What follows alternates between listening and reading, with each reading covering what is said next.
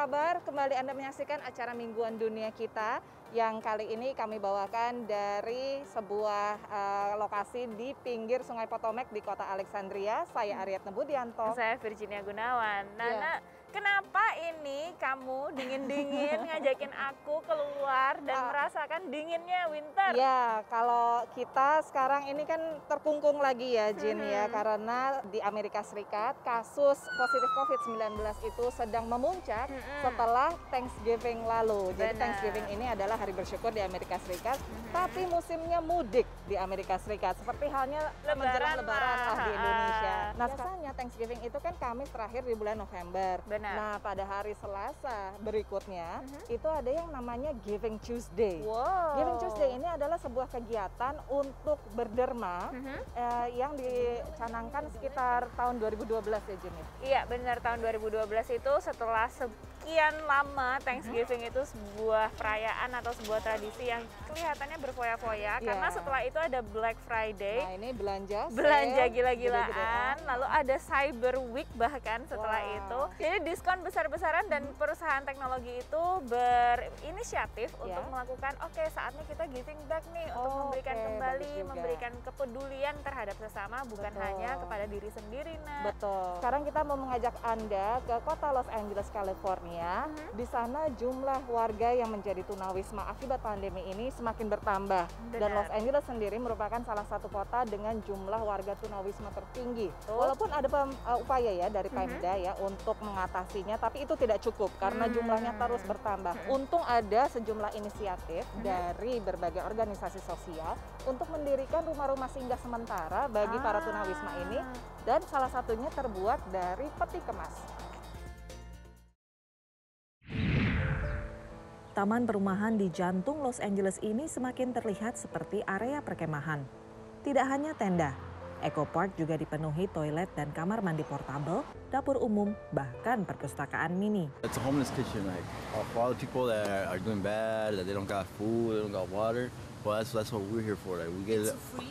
Yeah, it's all free. Like because we've been seeing a lot of more people out in the streets, you know. We're just charging people's phones or whatever needs to be charged, because since the coronavirus, there's a lack of places open to charge phones.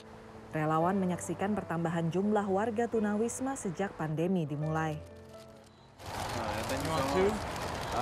Got a lot of anxiety and depression problems, and that's really why I'm here, is because I can't make it work. I try to make it work, man, and I haven't figured out how to do it yet. Untuk membantu warga seperti Cordy, Pemda menyiapkan penampungan sementara di LA Expo Center yang punya kapasitas ribuan orang. Sejumlah organisasi nirlaba juga menawarkan solusi, termasuk mengubah peti kemas menjadi hunian. It's constructed out of converted shipping containers, and this project consists of 8 4-bedroom units, 5 of which are occupied by families, 3 of which are occupied by shared individuals, so 4 people to each with a bedroom. Proyek eksperimental ini makan biaya $4 juta. Kini sekitar 30 orang menghuni. Menurut pekerja bangunan, peti kemas sangat mudah dikonversi. Proses perencanaan, merancang, dan mendapatkan izin juga lebih mudah, cepat, dan murah dibandingkan membangun rumah biasa. It costs about $550,000 a unit and takes about 3 to 5 years to build a project. So we were very committed to find a way to build faster and cheaper, not in terms of quality. Warga tunawisma menghabiskan 30% tunjangan pemerintah untuk menyewa sebuah unit. Sisa biaya ditanggung pemerintah. Pekerja sosial membantu prosesnya. We have laundry on site here. This can be used for a meeting room. We have a small non-perishable food pantry that's available for the residents, as well as the resident services staff who's on site is based here as well. Sejumlah unit sedang dibangun di berbagai penjuru Los Angeles untuk menampung 500 tunawisma. Mungkin tidak seberapa, karena ada lebih dari 60.000 tunawisma di kota ini. Tapi proyek penampungan sementara merupakan langkah tepat sebelum ada solusi permanen. Dari Los Angeles, California, VOA.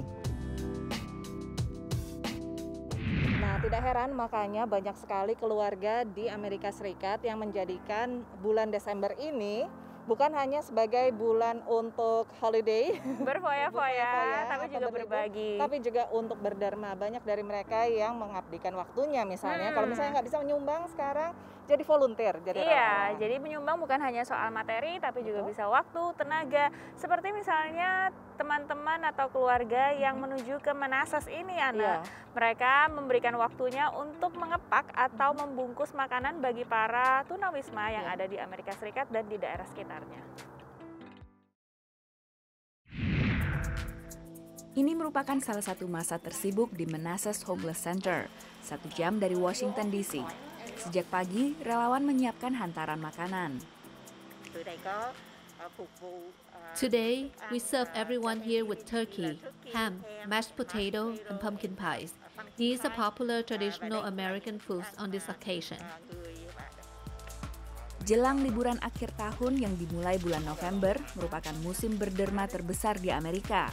Sudah tradisi bagi banyak keluarga untuk menyumbang atau menjadi relawan. Fresh meal is definitely helping people living here. They can count on coming here and getting something good to eat, coming off the street and making the best of their days. Akibat pandemi, banyak kegiatan yang membantu warga tunawisma seperti pembagian makanan panas dan mantel di berbagai tempat umum terpaksa dibatalkan. Karenanya kegiatan seperti ini sangat dibutuhkan. Any meals, any donations that we get, it always helps them. Right now it's quiet because they're sleeping, but they'll be up very soon looking for something to eat. So this meal actually came right on time for lunch. So yeah, it would definitely help. When people gather for Thanksgiving, we feel lucky that we are surrounded by family, friends, and loved ones. These needy here might feel lonely and miserable, lacking those sacred things in life. That's why we come here to show love and understanding. Pada Thanksgiving lalu, mereka mengirim 80 paket makanan untuk sebuah penampungan. Menurut Aliansi Nasional untuk Mengakhiri Ketunawismaan di Amerika Serikat, 17 dari 10.000 orang yang disurvei pada suatu hari di bulan Januari lalu tidak punya tempat tinggal. Dari Manassas, Virginia, VOA. Ya, untung aja sekarang ketemu bangku, jadi bisa istirahat dulu sebentar. Nah, tapi pemirsa, sesaat lagi kami akan mengajak Anda untuk melihat berbagai liputan bagaimana aktivitas warga selama pandemi ini di luar ruangan, demi menjaga kesehatan. Benar sekali. Jangan kemana-mana pemirsa, tetaplah di Dunia Kita.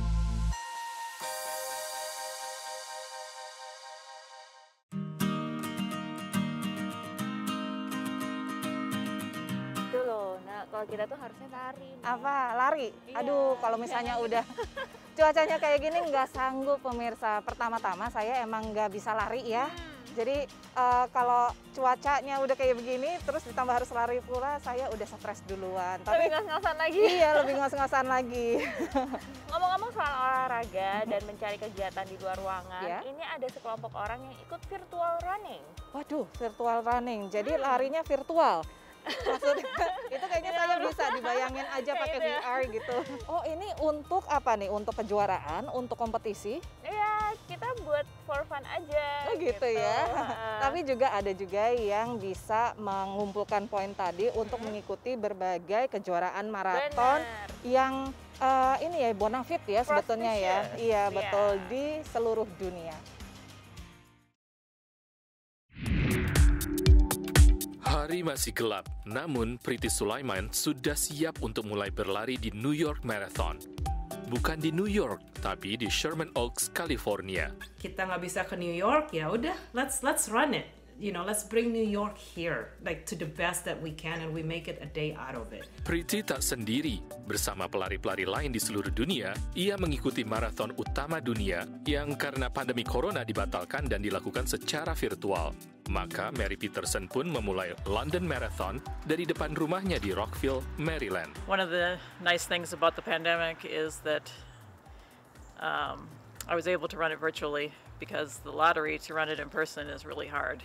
And I've entered it 3 times and I've lost 3 times. So maraton virtual ini tak berbeda dengan aslinya, di mana setiap pelari tetap harus menyelesaikan jarak sejauh 42 km. Bahkan mungkin lebih mudah karena batasan waktu lebih panjang, dapat mencapai 24 jam dan lokasi lari yang ditentukan sendiri. Cuman logistiknya bingung, harus lebih mikir. Logistik seperti menetapkan dan mengukur rute, pos yang menyediakan minuman dan makanan agar mereka tetap memiliki energi untuk berlari, memang menjadi tanggung jawab setiap peserta. Ini juga yang dialami Debbie Melia, pelari Indonesia di Bandung yang lolos kualifikasi waktu Boston Marathon. Ngebayanginnya aja, aduh gitu. Kayak berat banget gitu, tapi bersyukur teman-teman, banyak pihak sponsor juga yang mendukung sehingga Boston Marathon ini dikemas mendekati dengan race aslinya dengan skala yang jauh lebih kecil. Debbie dengan serius menempuh rute 42 km sejak jam 4 pagi di Kota Baru Padalarang, dibantu beberapa teman pelari yang dengan sukarela ikut berlari menjaga kecepatannya. Walau tanpa ditemani hingar-bingar ribuan penonton saat memasuki garis finish, para pelari maraton virtual ini tetap bersemangat. Tetap seru, aku tetap happy banget bisa menyelesaikan virtual ini di masa pandemi. So actually it's a good motivation to keep us going and committed. Dan tentunya memperoleh medali dari maraton dunia bergengsi ini setelah memasukkan catatan waktu dari aplikasi lari di jam tangan atau ponsel pintar yang mereka pakai ke pihak penyelenggara. Dari Washington DC, Zulfian Bakar, Nia Iman Santoso, VOA. Nah Jin, kalau tadi kan larinya virtual ya, jadi bisa mengikuti berbagai macam kompetisi dunia dari backyard kita. Betul. Nah tapi ini seperti yang kamu lihat kita dikelilingi oleh Sungai Potomac, pemirsa. Sungai Potomac ini minggu lalu atau beberapa hari lalu bahkan ketika cuacanya masih enak, masih agak ini sedingin populer, ini ya. Betul, ini populer banget bagi orang-orang yang senang kayak atau mendayung di sini. Dan juga beberapa aktivitas air lain. Iya. Nah, ada sungai serupa Jin di kota New York, namanya Sungai Hudson. Nah, ini populer juga pemirsa sebagai lokasi bagi orang-orang yang ingin belajar kayak. Got it? Okay. Susan pertama mencoba kayak tahun 1996. Sejak itu, ia telah mengarungi perairan Manhattan ratusan kali, bahkan menyusuri garis pantai Atlantik sepanjang timur Amerika Serikat. My biggest thrill so far is paddling around Manhattan. And one year we did that under a full moon. That's my most favorite and memorable paddle of all. Going out at 8 o'clock and just paddling under a full moon and coming back at 4 in the morning. And having the whole river to yourself. Sejak menjadi epicentrum pandemi, Sungai Hudson sepi hingga akhir-akhir ini. Penutupan gym dan restoran menyebabkan ribuan orang mencari alternatif hiburan dan berolahraga. Salah satunya Amy, yang sekali mencoba kayak langsung ketagihan. At first I had no idea what I was getting myself into. Something was telling me that I just needed to come here and try it out. And then once I took the basic classes, it just felt so good in the water. Amy telah mengayuh hingga patung Liberty dan Coney Island, di mana ia menonton paus berlalu lalang. Rute 50 km ditempuhnya dalam 9 jam lebih. Kayak di Sungai Hudson bukanlah kegiatan untuk pemula. Ini lebih cocok dilakukan para pengayuh kayak berpengalaman dan kuat. Naik turunnya volume air pada mulut sungai menyebabkan gelombang yang berganti arah 2 kali sehari. You can do it. Jika tidak diperhitungkan baik, dalam 30 menit pengayuh bisa terseret ke Samudra Atlantik. Eric memiliki dan mengelola Manhattan Kayak, perusahaan tur dan sewa kayak tertua di kota New York. Ayahnya mengimpor kayak dari Jerman lebih dari 6 dekade lalu. Kini, pria 59 tahun ini meneruskan bisnisnya. Pemerintah kota New York mengkategorikan sewa kayak sebagai bisnis esensial, sehingga Manhattan Kayak tidak pernah tutup. Eric membuat aturan tegas seperti wajib menggunakan masker dan penyanitasi tangan. Tapi ia tidak menyangka bisnisnya akan kebanjiran pelanggan baru. So all of a sudden, we found out people wanted to come and learn how to kayak and stand-up paddleboard as a really great way to get out of their houses, have a great time. So for us, we found that our demand increased a bit, but we had to match COVID safe with being able to register everybody online in limited numbers per hour. Begitu meluapnya minat, hingga kayak semakin langka di toko dan nyaris tidak tersedia lagi. Dari kota New York, VOA.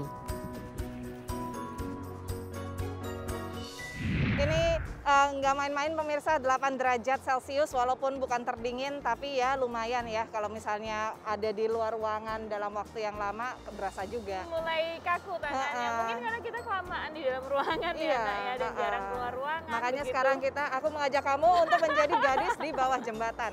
Oke pemirsa, sekarang kita istirahat lagi tapi jangan kemana-mana. Tetaplah di dunia kita.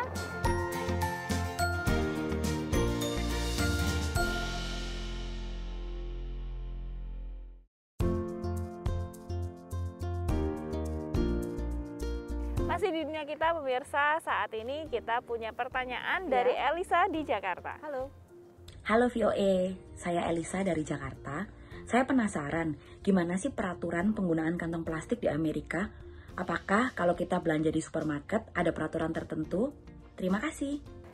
Terima kasih Elisa atas pertanyaannya. Jadi ada 8 negara bagian di Amerika Serikat yang telah melarang penggunaan plastik sekali pakai. Di antaranya California, Vermont, Delaware, Hawaii, dan juga New York. Tapi ini dendanya atau peraturannya tuh berbeda-beda ya Jin ya? Benar. Tergantung masing-masing negara bagian atau Pemda? Ya, kalau misalnya di sekitar daerah kita ini, sekarang ini kan kita di negara bagian Virginia ya. Di negara bagian Virginia itu mereka ada peraturannya, boleh milih antara potongan harga ketika kita belanja di supermarket atau di tempat yang menggunakan kantong plastik, atau misalnya jika kita membawa kantong sendiri itu harganya itu didiskon. Dapat diskon. Ya, nggak banyak sih, tapi kira-kira 5 sampai 10 sen gitu ya. Tapi itu sebuah cara untuk membuat orang untuk lebih termotivasi untuk membawa kantong mereka sendiri. Betul. Nah, kita juga ada sebuah liputan nih yang ini ya lebih menggambarkan bagaimana situasi di kota New York. Tapi ini sebetulnya bukan tentang bukan tentang bagaimana denda dan peraturannya dilaksanakan, tapi lebih kepada apa yang dilakukan terhadap plastik-plastik tersebut. Oh, daur ulangnya seperti apa gitu ya? Ya. Nah, insentif-insentif seperti itu tuh memang banyak dilakukan juga ya, Nak ya. Dan ada yang berhasil dan memang ada yang nggak berhasil juga. Karena ini kan kita main soal behavior ekonomi ya, bagaimana caranya menciptakan behavior atau kebiasaan baru buat para pembeli. Dan tergantung juga dengan orang-orangnya, apakah mereka tipe-tipe yang memang mau sadar lingkungan atau yang tidak pedulian dan lain sebagainya. Tapi rata-rata di kota besar di Amerika Serikat ini sudah ada berbagai macam program insentif tadi ya. Ketika orang berbelanja maka mereka akan mendapatkan diskon jika membawa kantong yang bisa dipakai ulang. Walaupun banyak juga yang kesadarannya itu memang bukan datang dari insentif itu ya, tapi memang karena keinginan mereka untuk bisa membuat bumi itu jadi lebih baik. Betul, iya. Kalau di Washington DC sendiri tuh kalau nggak salah bayar ya kantong plastik tuh 5 sen. Satu kantong 5 sen. Kira-kira sama seperti Jakarta ya. Kalau nggak salah kan ada kayak 200, 500 perak gitu kan. Nah, apakah itu bisa membuat atau mengubah kebiasaan masyarakat? Itu tanda tanyanya. Itu mungkin suatu proses jangka panjang yang nggak bisa dilihat dari sekarang. Karena California sendiri pun baru mulai peraturan ini tahun 2015. Jadi baru 5 tahun berjalan, kita lihat aja. Terima kasih banyak Elisa atas pertanyaannya. Nah, kebetulan nih Jin, kita ada liputan tentang bagaimana kota New York itu menyikapi tentang masalah sampah plastik ini. Bukan dari sisi peraturan atau dari sisi denda dan lain sebagainya, tapi lebih kepada apa yang dilakukan kepada plastik-plastik ini. Ditonton pemirsa. Di jantung Manhattan, yakni di Times Square yang dulunya ramai, kota New York belum lama ini memberikan tempat terbaik kota ini untuk plastik. There's tens of thousands of disposable plastic items in the grocery store that I spent a couple years collecting from various trash cans around New York City. Setiap barang dalam karya instalasi toko makanan musiman ini terbuat dari kantong plastik. This one took a while, but it was very fun to figure out how to do all the little frosting effects all the way around. You can touch it, yeah, for sure. Mengubah barang yang tidak diinginkan orang lain menjadi karya seni adalah tradisi lama. Dan ini yang mendorong perancang dan seniman Robin Frotthart memilih berkarya dengan plastik yang dicoba dilarang Pemkot New York sejak Maret. Kota New York menjadwalkan pemberlakuan larangan kantong plastik pada Maret 2020, tetapi pandemi memperlambat upaya ini. Sebelum adanya larangan kantong plastik, warga New York menggunakan lebih dari 20 miliar kantong plastik per tahun. 85% dari kantong plastik itu berakhir di tempat pembuangan sampah kota dan di laut. New York is a very large city that produces a lot of waste, and anything that we can do to reduce that would be a good thing. I bring my own bag only when I remember. Other than that, it's hard to. Dan saat sebagian besar warga dan juga berbagai fasilitas di kota New York sedang berupaya menyingkirkan tas plastik, maka The Plastic Store adalah sebuah tempat di kota ini di mana kantong plastik justru sangat diperlukan. Dari kota New York, VOA. Suasananya udah mulai Christmas nih. Iya, dan kalau di Old Town Alexandria ini memang terkenal pemirsa sebagai salah satu objek wisata ya sebetulnya ya, di mana orang-orang bisa menikmati suasana menjelang Christmas di Kota Tua. Di Kota Tua Alexandria, ya. Dan kita bisa melihat nih ini adalah measures atau tindakan yang mereka lakukan bagi oleh para pebisnis terutama restoran supaya mereka bisa tetap bertahan selama musim dingin ini. Jadi di tenda-tenda ini diberikan pemanas dan juga disanitasi dengan sinar ultraviolet. Iya, setiap saat ya Naya. Jadi tetap usahanya tetap bisa jalan walaupun di tengah pandemi COVID-19. Iya, walaupun safety measures-nya tetap juga berjalan. Iya. Nah, pemirsa tidak terasa sudah 30 menit kami menemani Anda berkeliling-keliling di daerah Alexandria ini ya. Nah, jika Anda punya pertanyaan, saran, kritik atau ingin memberikan pertanyaan seperti tadi yang dilakukan oleh Elisa, bisa langsung mampir ke Instagram VOA Indonesia atau juga di Instagram kami pribadi seperti yang tertera di layar atau juga menjadi sahabat kami di media sosial lainnya ya, dan juga bisa nonton dunia kita serta program VOA lainnya di channel YouTube kami VOA Indonesia atau lewat situs www.voaindonesia.com. Dari kawasan Alexandria, Virginia, kami undur diri dulu. Saya Aryatna Budianto dan saya Virginia Gunawan. Sampai jumpa. Dadah.